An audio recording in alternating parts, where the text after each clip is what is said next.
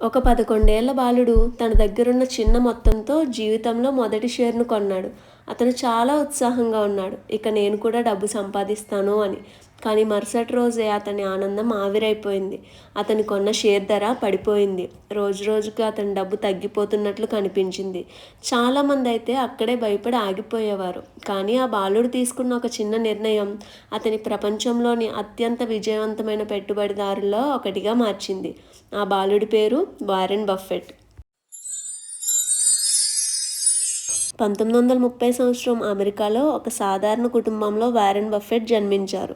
చిన్నప్పటి నుంచి అతను మిగతా పిల్లల్లా ఉండేవారు కాదు. ఇతర పిల్లలు ఆటలతో బిజీగా ఉంటే వారెన్ మాత్రం డబ్బు గురించి ఆలోచించేవాడు.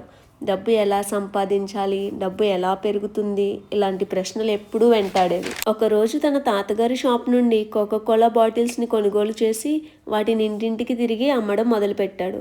ప్రతి బాటిల్ మీద కొద్దిగా లాభం సంపాదించాడు. అది పెద్ద మొత్తం కాదు, కానీ అక్కడే అతను ఒక గొప్ప విషయం తెలుసుకున్నాడు. డబ్బు సంపాదించడం ఒక కళ అయితే దాన్ని పెంచుకోవడం ఒక నైపుణ్యం అని. 11 ఏళ్ల వయసులో వారెన్ తన దగ్గరున్న డబ్బుతో స్టాక్ మార్కెట్లో 3 షేర్లు కొన్నారు. కానీ కొన్ని రోజులకే $38కు కొన్న షేర్ $27కు పడిపోయింది. వారెన్ తన డబ్బు పోతుందేమో అని భయపడ్డారు. కానీ కొన్ని రోజులకే షేర్ ధర $40కు చేరుకోగానే అమ్మేశారు. తనకు చిన్న లాభం వచ్చింది. కానీ అసలు ట్విస్ట్ ఇక్కడే ఉంది. కొన్ని నెలల తర్వాత అదే షేర్ $200కు చేరుకుంది. అప్పుడు వారెన్ ఒక జీవితకాల పాఠం నేర్చుకున్నాడు. పెట్టుబడిలో ఓపిక చాలా ముఖ్యమైనది అని.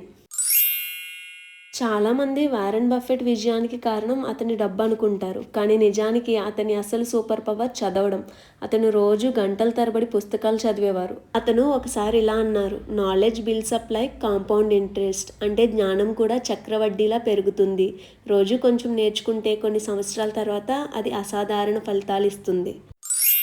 1960లో వారెన్ బఫెట్ ఒక కంపెనీని గమనించారు. ఆ కంపెనీ పేరు బర్క్షైర్ హాత్వే. నిజానికి అది ఇబ్బందుల్లో ఉన్న ఒక టెక్స్టైల్ కంపెనీ. చాలా మంది దాన్ని చూసి దూరంగా వెళ్ళిపోయాడు. కానీ వారెన్ అక్కడ అవకాశాన్ని చూశాడు. కొద్ది కొద్దిగా కంపెనీ షేర్స్ కొనడం ప్రారంభించారు. చివరికి ఆ కంపెనీపై నియంత్రణ సాధించాడు. అక్కడి నుండి బర్క్షైర్ హాత్వే ప్రపంచంలోనే అత్యంత విజయవంతమైన కంపెనీల్లో ఒకటిగా మారింది. ఒక చిన్న నిర్ణయం ఒక భారీ సామ్రాజ్యానికి పునాది వేసింది. ఇప్పుడు మీరు అనుకోవచ్చు, బిలియనీర్ అంటే ప్రైవేట్ జెట్స్, భారీ మ్యాన్షన్స్, లగ్జరీ జీవితం కదా అని. కానీ వారెన్ బఫెట్ కథ ఇక్కడ కూడా భిన్నంగా ఉంటుంది. అతను ఇప్పటికీ చాలా సంవత్సరాల క్రితం కొన్న ఇంట్లోనే ఉంటున్నాడు. ప్రపంచంలో అత్యంత ధనవంతుల్లో ఒకడైన సాధారణ జీవితం గడపడం అతనికి అలవాటు. ఎందుకంటే అతనికి ఒక విషయం తెలుసు, ధనవంతుడిగా కనిపించడం కంటే ధనవంతుడిగా మారడం ముఖ్యం అని. చాలామంది విజయవంతులు కావాలని కోరుకుంటారు. కానీ కొద్దిమంది మాత్రమే ఓపికగా ఉంటారు. వారెన్ బఫెట్ ప్రత్యేకత అదే.